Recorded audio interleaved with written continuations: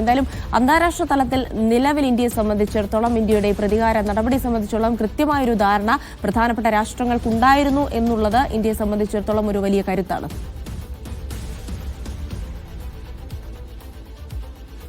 തീർച്ചയായിട്ടും ജിൽസി, അങ്ങനെ തന്നെയാണ്. ഓപ്പറേഷൻ സിന്ദൂറിന് പിന്നാലെ മറ്റ് ലോകരാജ്യങ്ങളുടെ പ്രതിനിധികളുമായി ഇന്ത്യൻ പ്രതിനിധികൾ സംസാരിച്ചിരുന്നു.